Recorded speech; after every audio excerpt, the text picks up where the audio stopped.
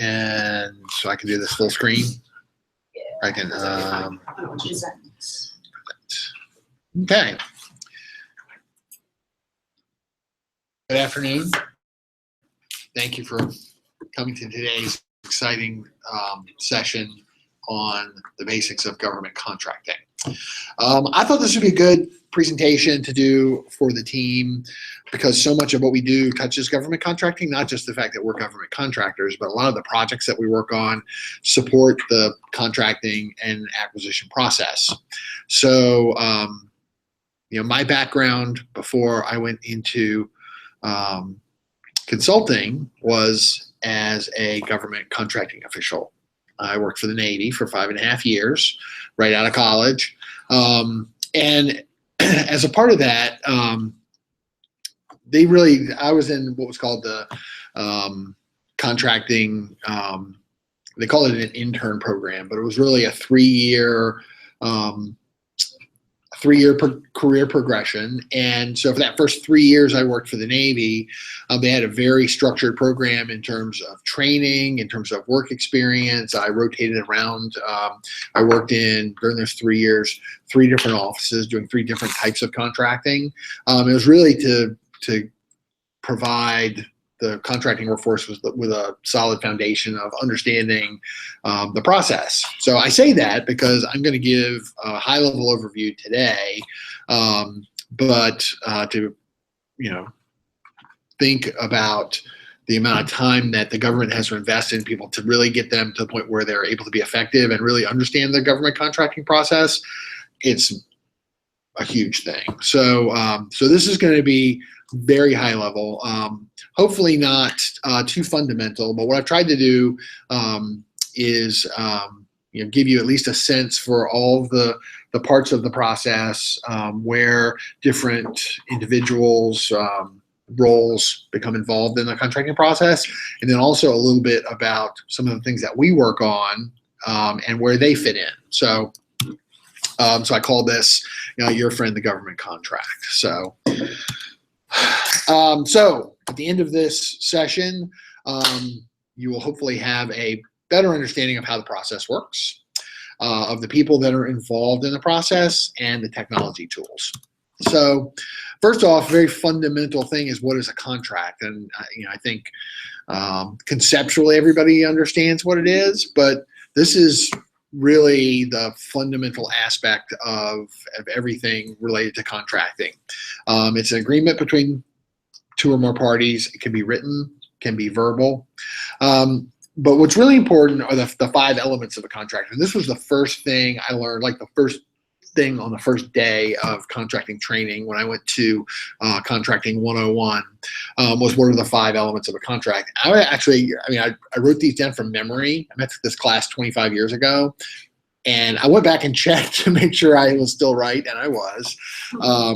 But basically, it's offer, acceptance, consideration, legality, and competent parties. So when I talk more about the actual procurement contracting process, the elements of that process kind of map to these 5 things.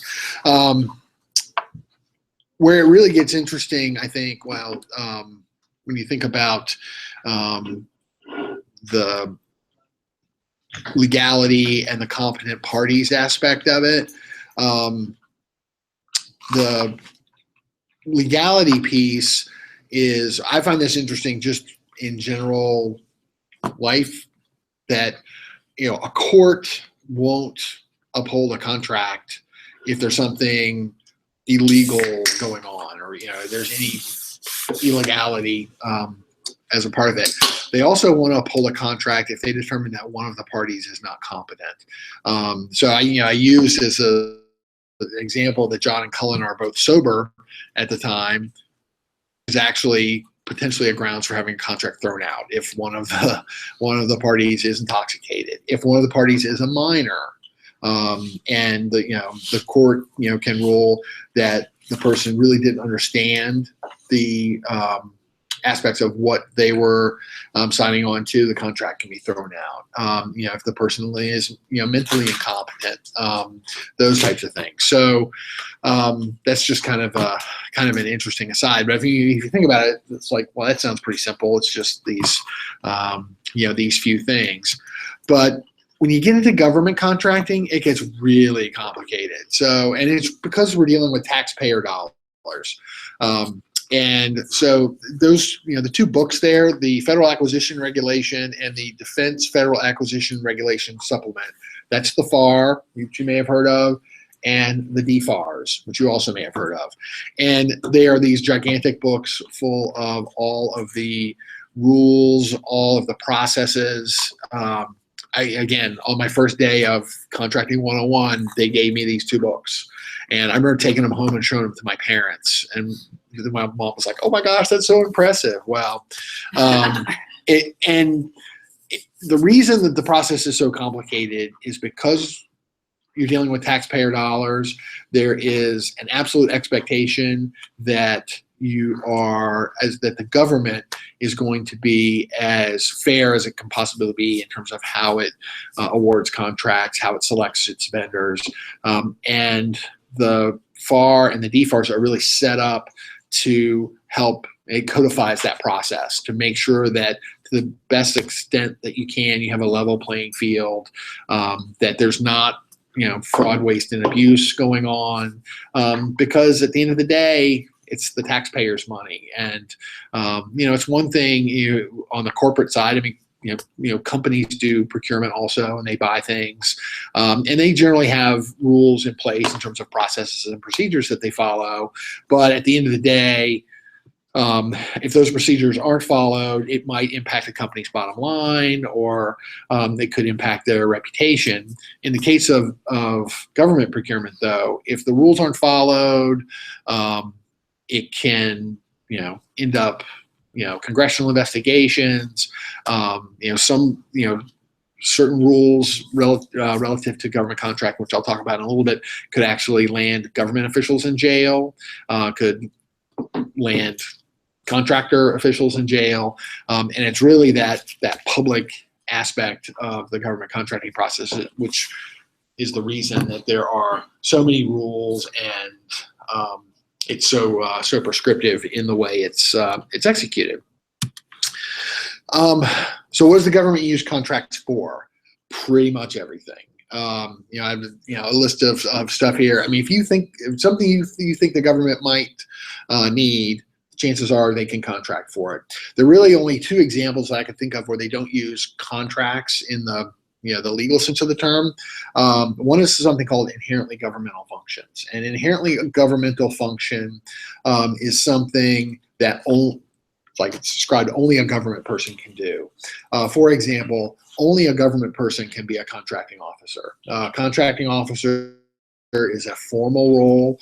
Contracting officers actually get something called a warrant, and it's physical piece of paper that authorizes them to obligate the U.S. government.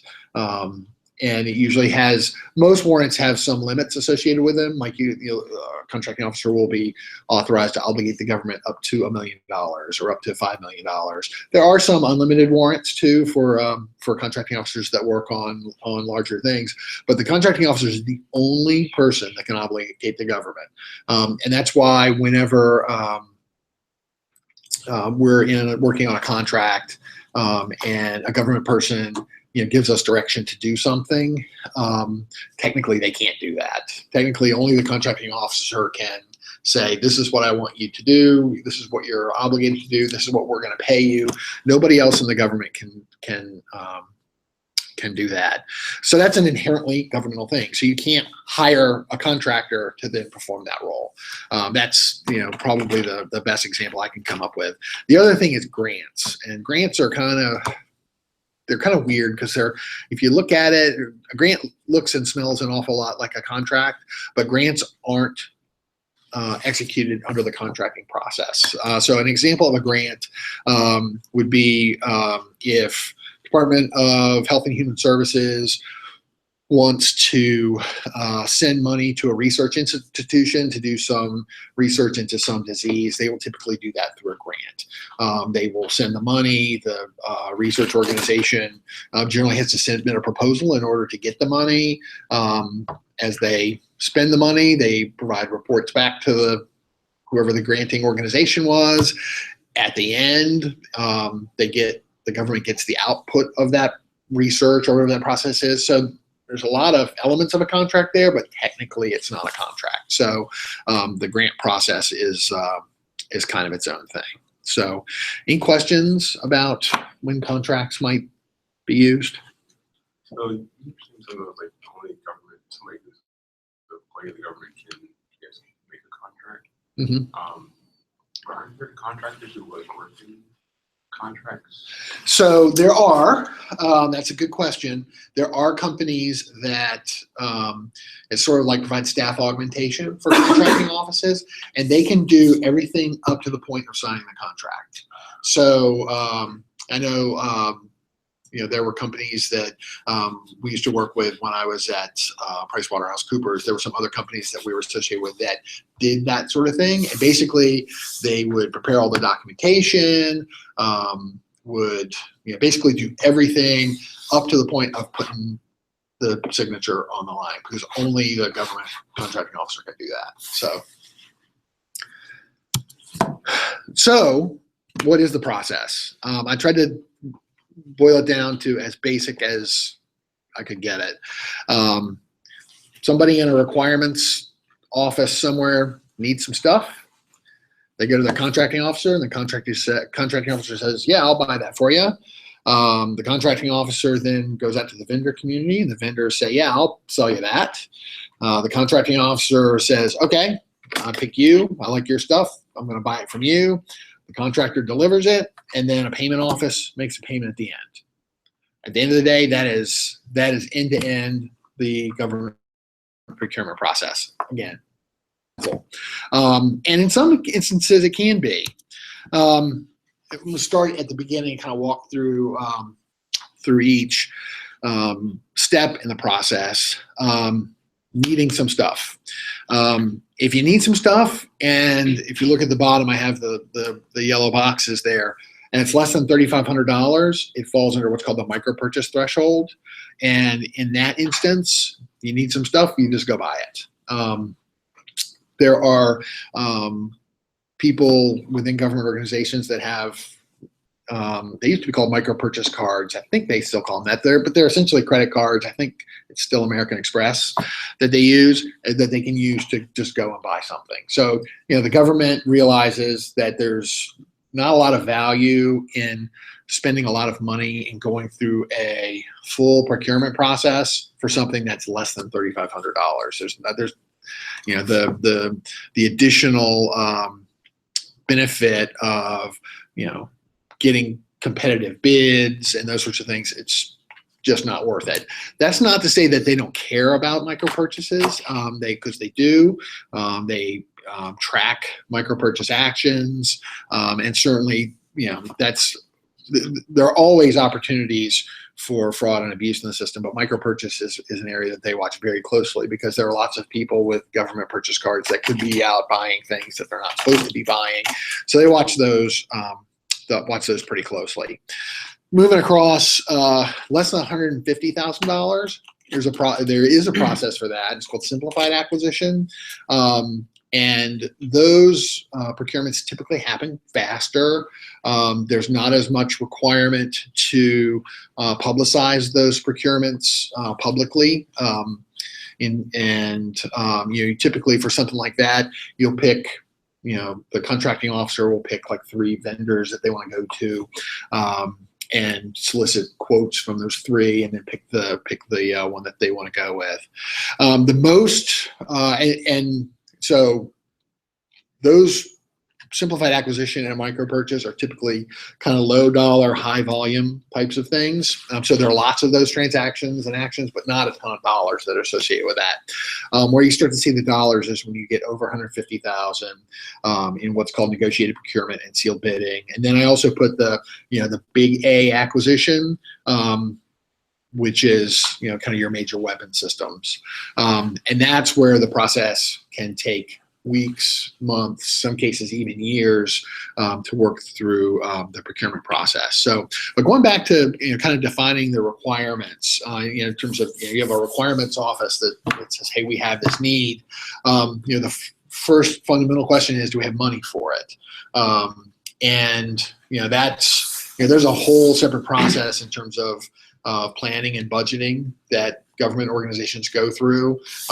They submit their budgets up through their leadership, and they ultimately get into the president's budget. They go to Congress, and funds get appropriated.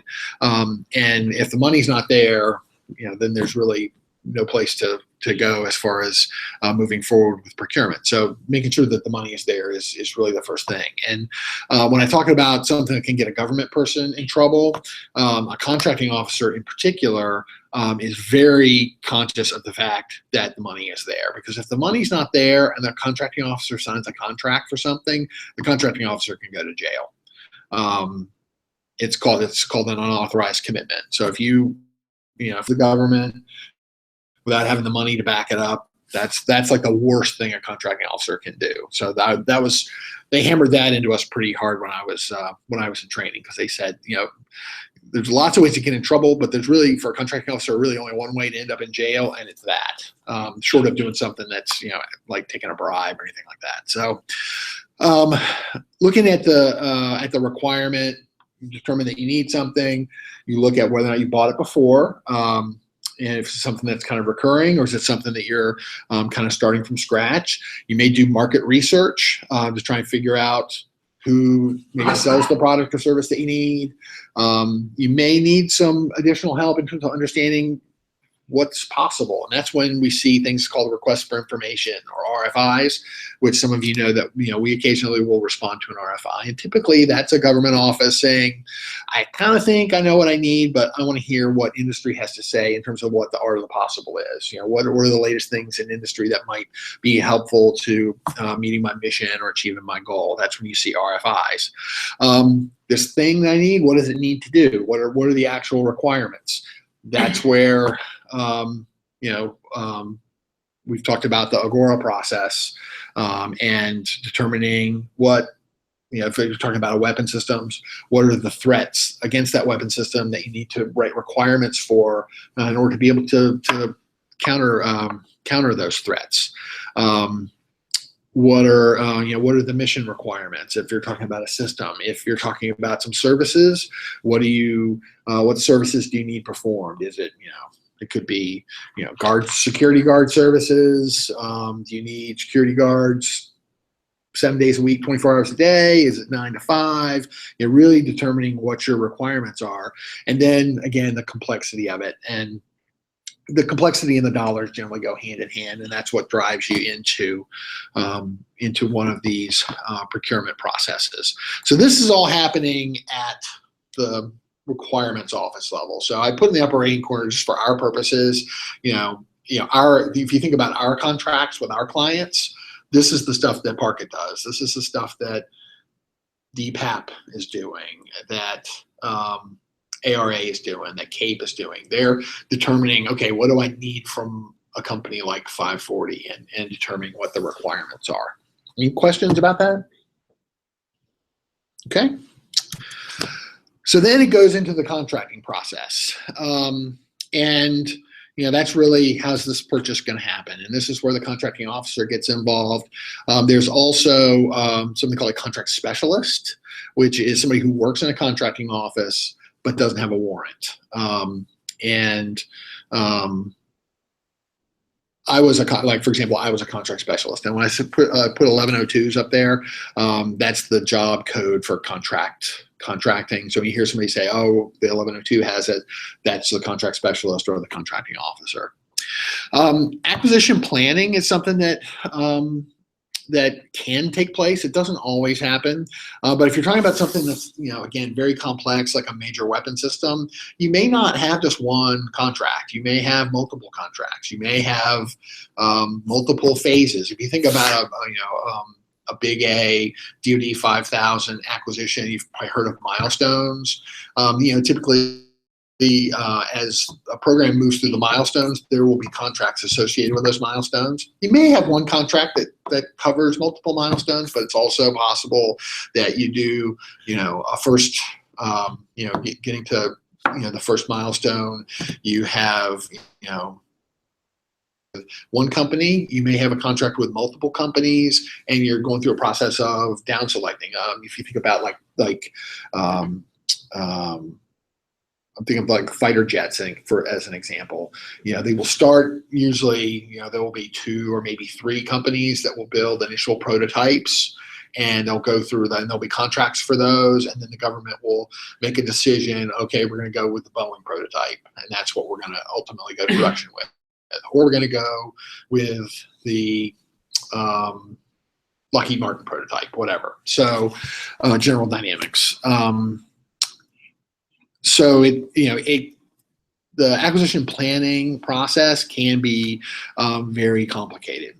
In that type of situation, like fighter jets, so you have like the airframe, and then you have engines and all these other things.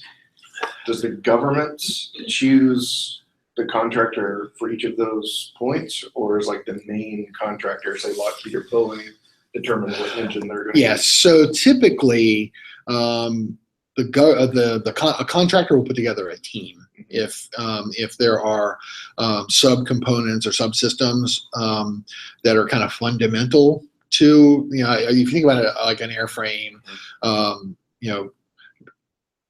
I can't think of an example where you would have, one company building a plane, a different company building the engines under separate contracts. Typically, you're going to have one team that's delivering that system. But there may be subsystems like communications or radios or weapon systems that are bolted on that come from other places. So it could be both. But if you think about from a platform perspective, kind of the fundamental aspects of that platform, it's all going to be managed under one contract umbrella.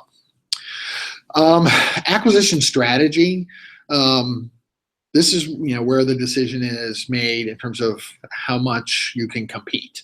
The government generally likes to compete everything that they can because, one, again, going back to the level playing field, it gives the maximum number of businesses the opportunity to win the work. It also theoretically results in competition that should hopefully drive innovation in terms of companies trying to differentiate themselves to win the work, and drive dollar savings in terms of companies wanting to put in competitive prices in order to win. Not all government contracts are competed, though. There are certainly instances where the government makes a determination that it doesn't make sense to compete. That's typically in a situation where maybe there's some unique new thing that only one company is doing. There also could be examples where there's a limited number of companies that provide a particular product or system, and in order to maintain the industrial base and the competitive base, they will target one company for one award and then another company for the next in order to keep 2. This was something I remember learning about this in submarines. At one point in time, there were basically 2 companies that built submarines. The government would award a contract to one, I think it was like Electric Boat and Newport News Shipbuilding. It would award one to Electric Boat, and then the next one would go to Newport News, and the next one to Electric Boat, and the next one to Newport News, because they didn't want either of them to go out of business, because they wanted to have at least 2 companies. There are other examples of times when there may be it may be necessary to do what's called a sole source contract. An urgent and compelling requirement is one. If you're dealing with something from a tactical mission perspective where it's got to be done, have to do something fast. You don't have time to go through the competitive process. National security is also another example of a reason that the government can choose to do non-competitive contract or limited competitive contracts. You can also have a limited competition where you say, okay, we're not going to put this out in Fed Biz Ops and advertise to the whole world. We're going to pick 3 companies and do a competition with them. John? I was going to ask for the sole source contracts because I've heard people have talked to me about that. Like when I've gone and looked for jobs, recruiters will say, "Hey, this is sole source contract," or the manager will come in. It's like sole source here, and I'm like, "Okay, what does that mean?" Yeah, He's like, "It's really important and awesome." I mean, for companies, it is. Generally, it's a good thing if you're in a situation where you are in a sole source environment, because you're not at risk of losing a competitive bid. But there's always scrutiny, because the contracting officers, they're the ones that are involved in making the decisions in this process, and they're always going to be inclined towards trying to compete. Because again, going back to my first day of acquisition contract training, you learn from the first day, compete. You should compete everything you possibly can, because that's how you're going to get the best deal for the government. So a contracting officer is always going to be predisposed to compete, and they need to be convinced why in a particular case something shouldn't be competed. Just because you have a sole source contract for something now doesn't mean it can't be competed in the future. I know some of the contracts I used to manage, we had one. It was a production contract for a system, and we did it as a sole source because there really was only one company that could produce what we needed. But what we pushed back on our requirements office was, as your program evolves, you should look for opportunities to, I don't want to say genericize your requirements, but try to broaden your requirements such that in the future, other companies could potentially bid on this. Now, it's ultimately up to the requirements people to do that, but that's always something that contracting officer is always looking towards. So would that mean that there's less likely to be sole source contracts in computer industry, software industry? I think that's probably a fair statement. I can't think of a reason why you would have one. Yeah, I mean, unless you were in a situation where the government got themselves into a position where they were locked in with a particular, like a particular technology stack, like, they were. COBOL. Or happened to the Army Yeah. when actually was over data, and Army Knowledge Online had data right. The contractor had the data rights, and Right. so to move to a different vendor, they would have had to rebuild completely from scratch. Right. Yeah. Yeah, the government can definitely get itself in trouble, particularly around that. I know there was a big program that I was involved in back in the late 90s, where the government wrote their contract, and they thought they were buying a COTS product, but what it ultimately turned into a very specific government thing. But the way the contract was written, the government didn't own it, so they were locked in with this one particular vendor. So. Another aspect of this part of the process is figuring out what the contract type is. And I only listed a couple. These are kind of the most common ones that we hear about: fixed price, time and material, cost reimbursement. And that really goes back to how well defined the requirements are, and it really goes to risk.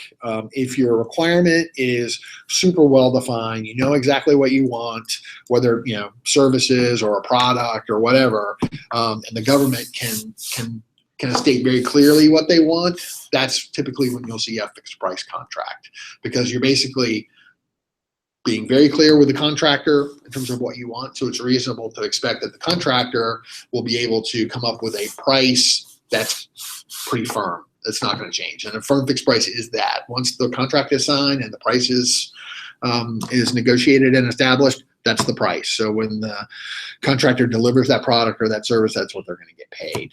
The exact opposite of that is cost reimbursement. That's where the government isn't really sure what they want, and it's hard for them to articulate that to a contractor. So if you think about it sitting on the contractor side, somebody gives you a nebulous requirement and asks you to price it. It's like, well, I don't know. I'm kind of guessing here.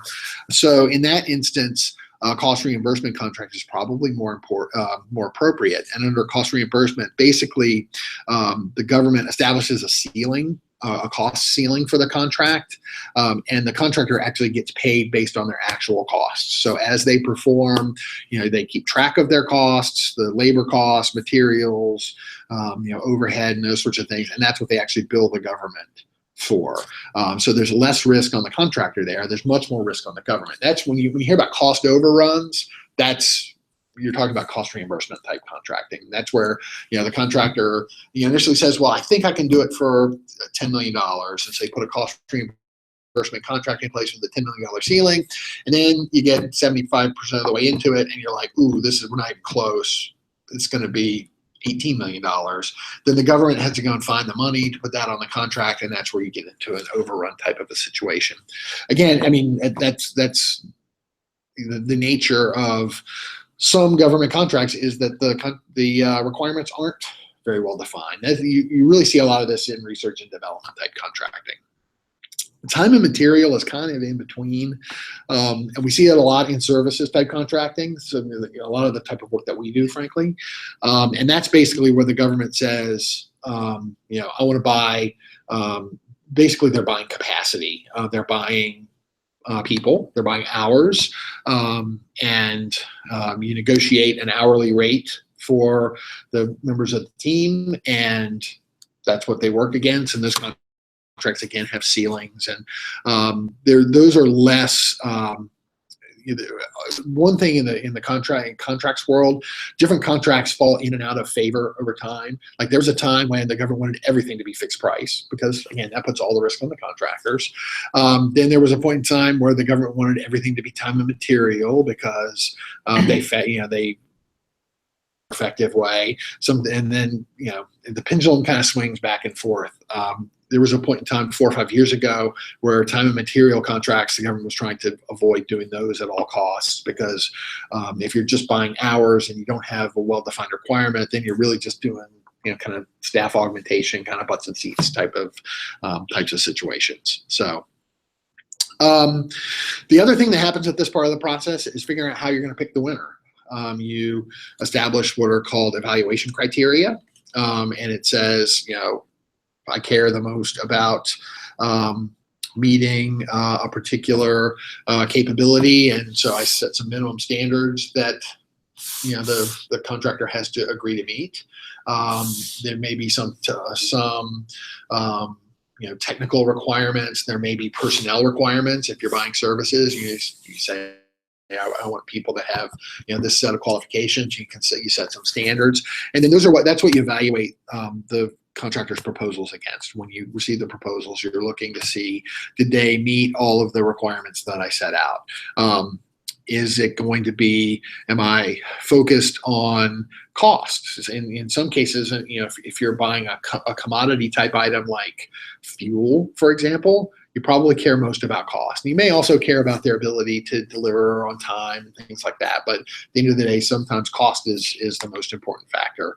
Again, in a lot of things that we do, the evaluation is what's called the best value, where they will look at both the technical merits of a proposal and the cost and kind of weigh those together to make the determination in terms of who the winner is going to be.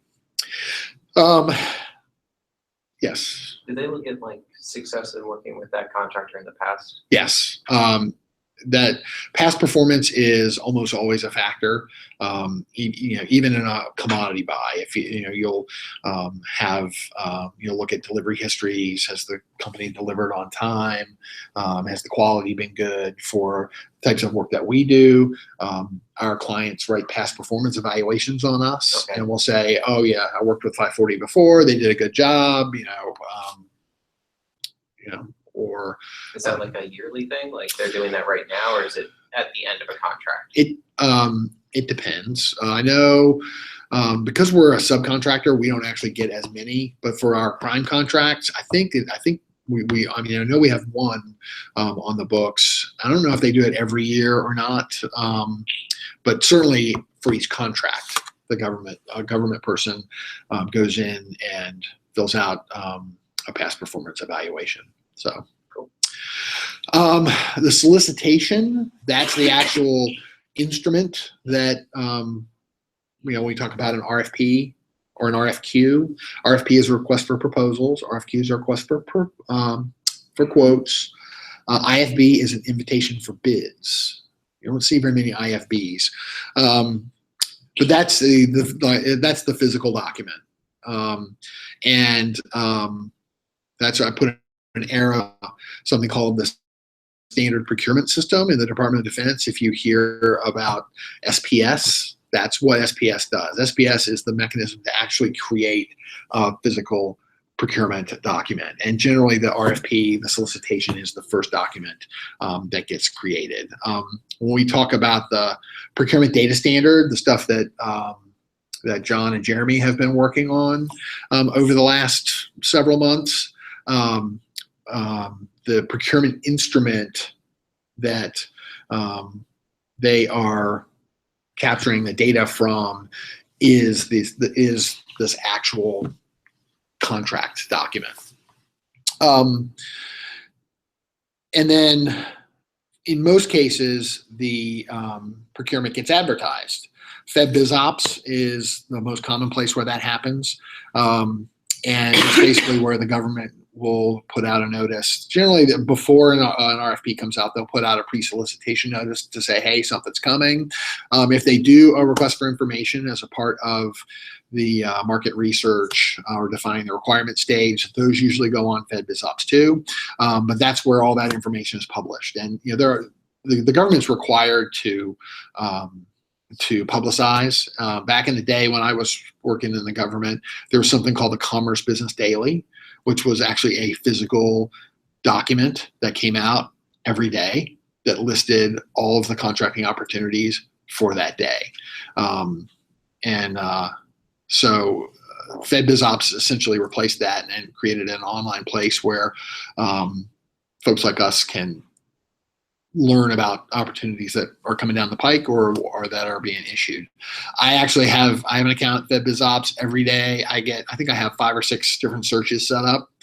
So every day I get 5 or 6 emails from FedBizOps saying, here are the new things that have been posted in the last 24 hours.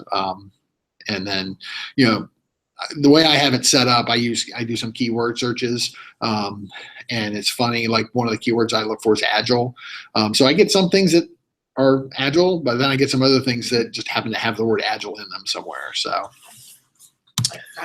yeah. What is the difference between like a proposal, a quote, and a bid? Oh, that's a good question. So, a proposal, a quote, and a bid. So when if I go back to these different levels of complexity, a quote is generally, I'll start with that. That's associated generally with a simplified acquisition more times than not. So it's generally not as rigorous in terms of the documentation requirements that the contractor has to provide. It's really mostly about just providing pricing information, so then the government can compare prices across companies. Proposal is generally in that negotiated procurement bucket. That is typically where you are not only submitting your pricing information, but also maybe a technical approach or some type of a management approach for how you're actually going to do the work, and that's a part of the evaluation. So those are typically more complex. A bid is specific to a process which I have listed up here called sealed bidding, which is typically only used for construction contracts. And it's kind of interesting. I've never been involved in one because I've never done any sort of construction type work. But the way sealed bidding puts out a requirement, and typically it's a very specific specification for a building that they want to have built. They're generally very prescriptive, and the requirements are very well defined. So when the construction companies that want to bid on it put their bid together, they literally put all their bid information in an envelope and deliver it to the contracting office, and then at a specified time the bids are opened, and it's a public thing. So all the other companies are there, all the bids get opened, and they all get read out loud. And so everybody knows what everybody else's price was. And then the government will say, okay, construction company A getting the lowest bid, so they are the apparent winner, and then they will go through and they'll, review the bid, make sure there's no funny business going on with the bill of materials, make sure they have all of the insurance requirements and those sorts of things. But barring anything weird happening, company A gets the work. So invitation for bids are kind of interesting. So good question. So once the solicitation's been issued, the contractors say, see something that they want to bid on. First of all, they're keeping an eye out for solicitations, monitoring Fed Biz Ops. As a general rule, we typically, in our type of work, if we're seeing something for the first time when it comes out in Fed Biz Ops, it's probably too late. Because there's a lot of marketing and a lot of networking that happens in the background in terms of working closely with agencies and having an understanding for what requirements may be coming out. So typically, if you see something on Fed Biz Ops and you didn't know anything about it, chances are there are 10 companies out there that did know about it and have probably been working it for 6 months to a year. That's not to say that there's never an opportunity to bid on something, because when I worked at IBM, I saw an RFP come out on Fed Biz Ops, and the requirement was very closely aligned with the type of work that my group at IBM did, but I didn't know anything about the agency. Nothing. All I had was the requirement, but I got together with our team and we decided to take a shot at it and put a proposal together, and we ended up winning. And it was like a total shot in the dark. Those things don't happen very often. The government does a good job of generally trying to engage industry early. So they will have industry days. They will have, they'll take meetings with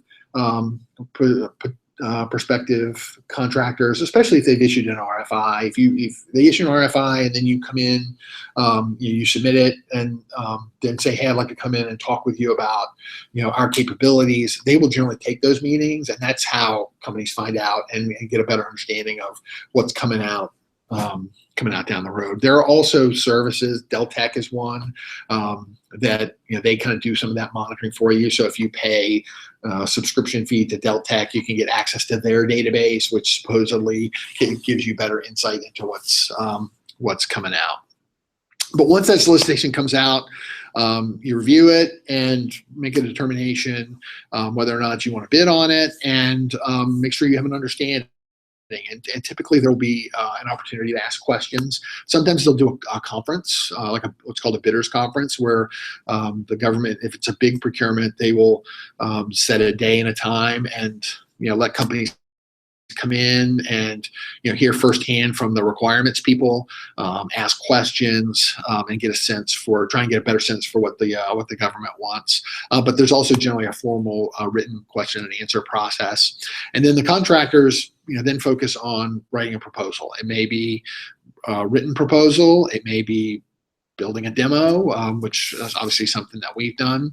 You also have to calculate your price, and sometimes that can be easy if it's something you've done a bunch of times over and over and you have a pretty set process, or maybe it's a product that you have a set pricing for. It can be very easy. It can also be very complicated if you're having to figure out a price from the ground up in terms of, okay, how many hours are we going to have to spend on planning? How many hours on development? How many hours on testing? How many hours on documentation? And build a price from the bottom up.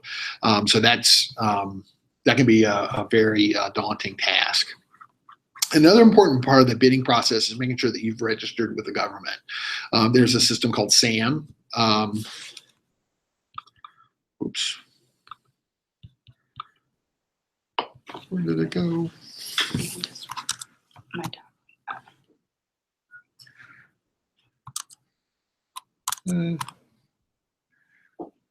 Well, anyway.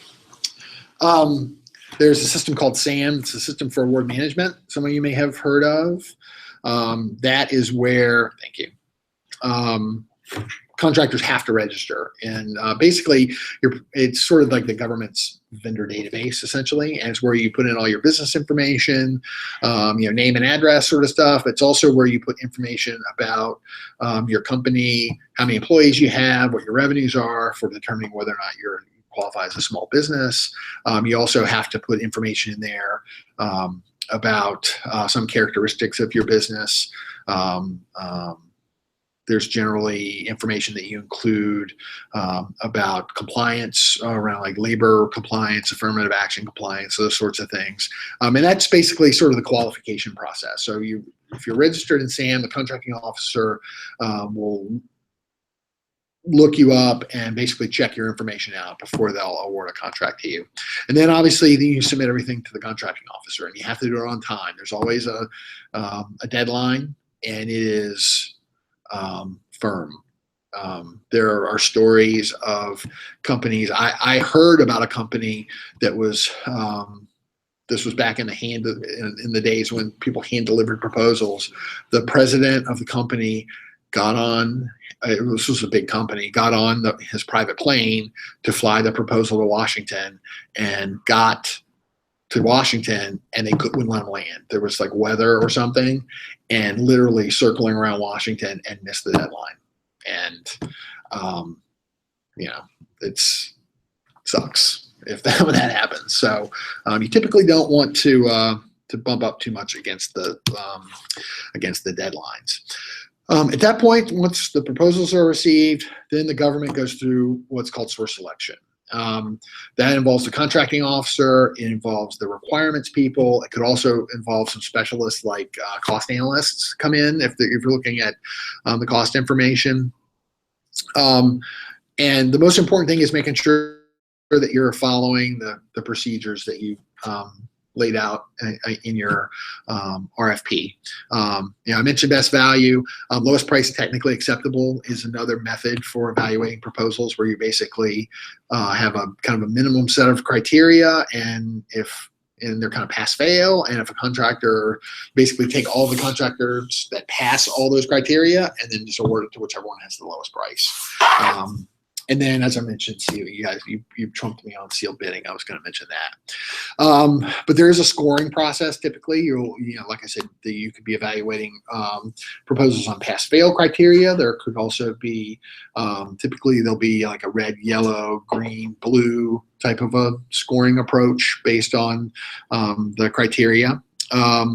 You may have to go back to the companies and request clarifications if there's something in the proposal that you don't understand, or you think the company maybe misunderstood a requirement. As long as you do it with everyone, you can go back to the companies and ask them to clarify their proposals. Once you select the company that you want to go with, there's a negotiation process where you might again, there may be some clarification things you want to go through. You may ask the companies to sharpen their pencils a little bit and come back with the lower price. That's all a part of the negotiation process. And then when you're ready to award the contract, you've picked the winner. You create the contract document, have them sign it, and then that award information gets pushed out to FPDS, which, as you probably know, we have FPDS. We get FPDS data that we pull into Fed API. That's what that information is. It's basically the contract award information. A couple other aspects of this process: notifying the unsuccessful offerors. We used to call them loser letters. You would send notifications, and again, because it's government taxpayer dollars and maintain that level playing field. If a contractor thinks they were treated unfairly, they do have the opportunity to protest an award. We saw it on the 18F Agile BPA. We've seen it on Flash. It is very prevalent because it's. We used to say, the cost of filing a protest is the cost of a stamp. That's all it takes. And the government has to at least look at the protest to see if it has merit.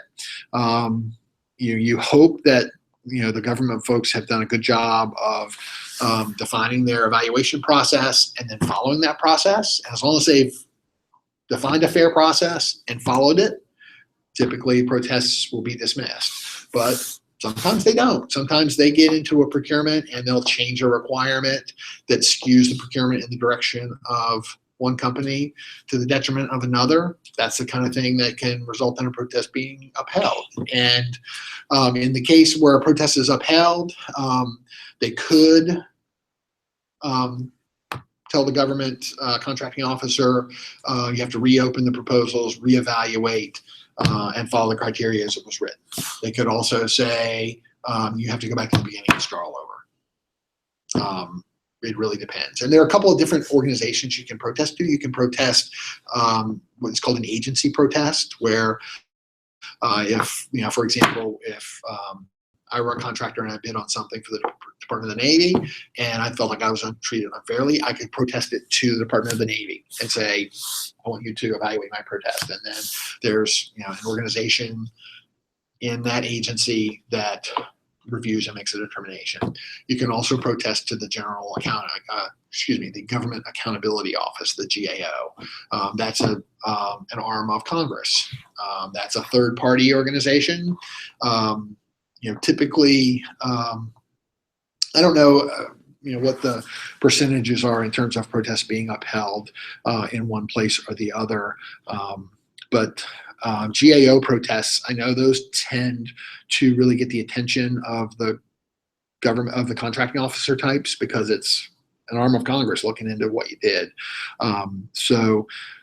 Typically a GAO, contractors don't necessarily like to protest as GAO unless they really feel like they've been treated badly, because you don't necessarily want to damage your relationships with a contracting officer or an agency by going to GAO. It's kind of like kind of going over their head a little bit. But sometimes if you really feel like you've been treated unfairly, that's what they do. And only since you mentioned it before, Fed API also pulls in data about GAO bid protests. Yes, it does. So That's correct. it's another data. Yeah. So once the contract's been awarded, you're getting through the protests and all that. Delivery, this is the contractor doing the work. There's a role, it's called the contracting officer's representative, or the core. That's usually a person in the program office or the requirements office that has sort of the day-to-day oversight of the contract. The requirements teams are still involved, and then there may be contract administrators that are also involved in that's particularly on larger contracts. But basically, you're just making sure that the government's getting what they paid for.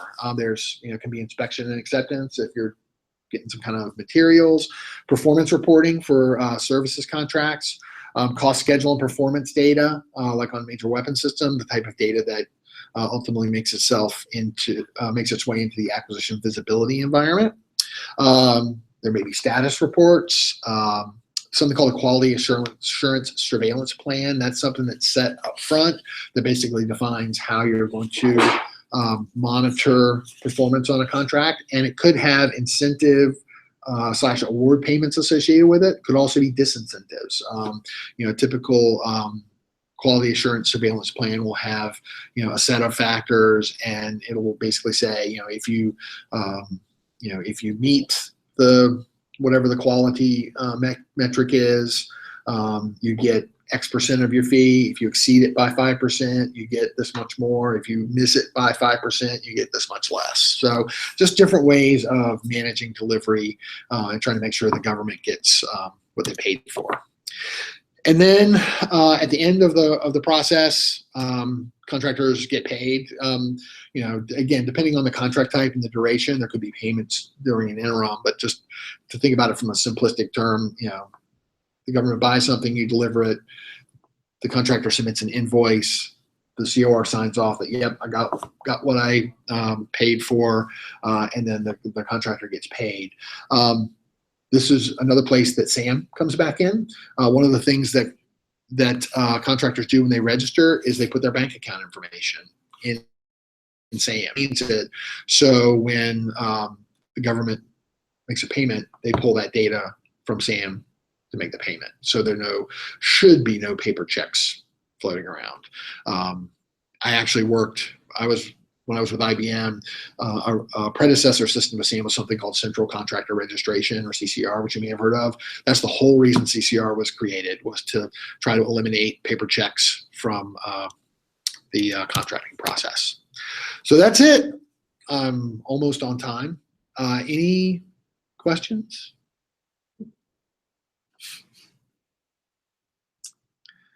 Why, when there's like such an emphasis on deliverables and schedules, is it so common to have like year after year recompetes? Like it seems like the whole idea of like bringing in recompetes seems like it's to drive the cost down. Mhm. But when you've got 100 different firms competing on something that's already being worked on, I just think that has like the potential to drive cost up.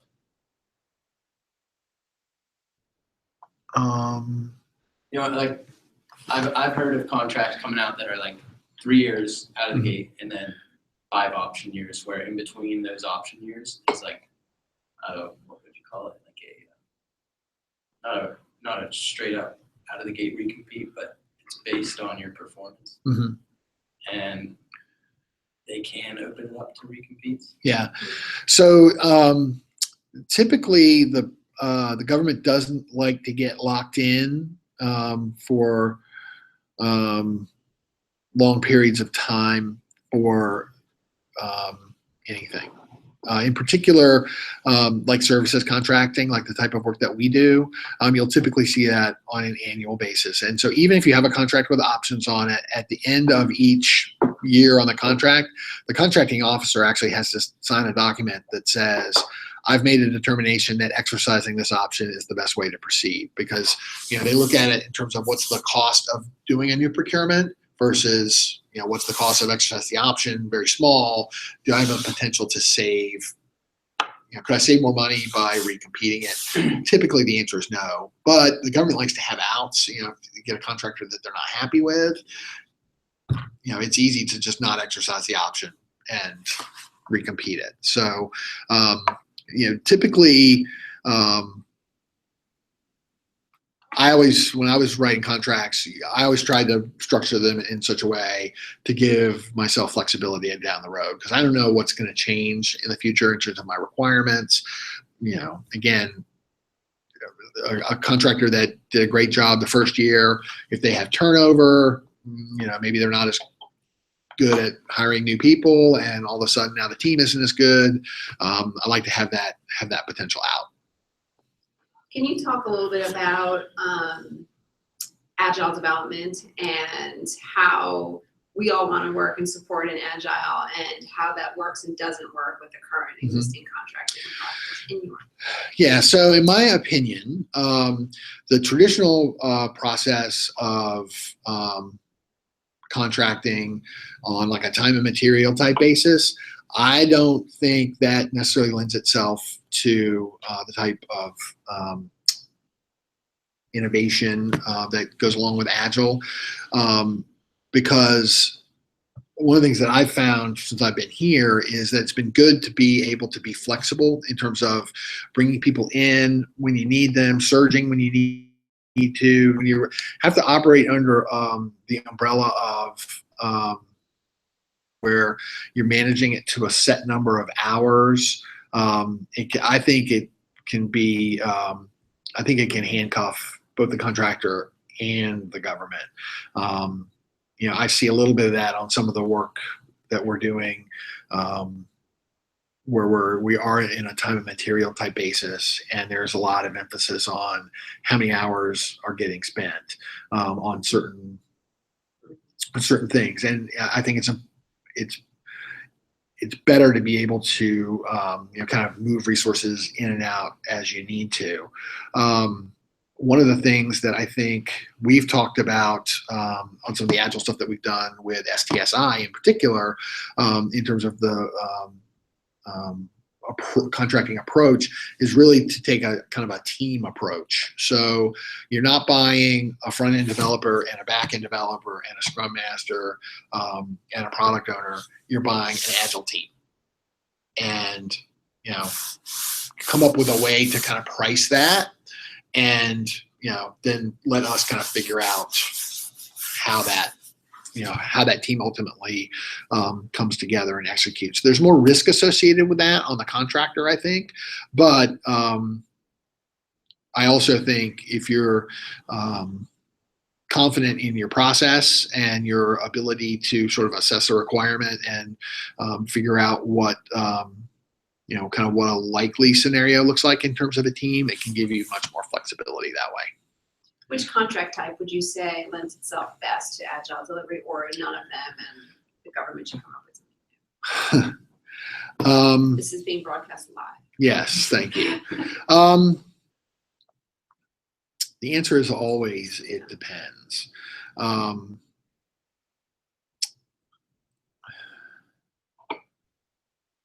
I like the idea of doing pricing on a team basis, and so I guess that's more like a firm fixed price than like a T&M or cost reimbursement, because what you don't want to end up what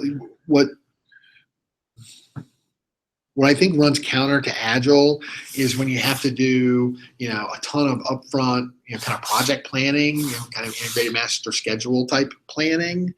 That runs counter. And when you're in a time and material kind of hourly type of a basis, the government, you saw it on the proposal we just submitted today. We broke it out by labor category, by what each of those people is doing in every sprint. Is it really going to happen that way? Maybe, but probably not. And fortunately in that case, we're not being managed against those hours. But sometimes the government does manage it to the hours, and when you start managing it to the hours, then it doesn't really line up as well. So I think some type of a pseudo fixed price type of arrangement is probably the best way to do it. I would concur with that. And that also, the other thing that does from the government's perspective is, again, that puts the risk on the contractor because the contractor knows exactly how much they're going to get paid. So they have to be efficient. They have to innovative. So Thank you. You're welcome. Any other questions?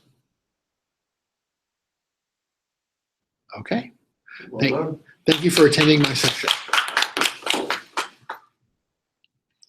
I was going to ask, but we're over on time and everything. I think it would be a good topic. Are we done broadcasting?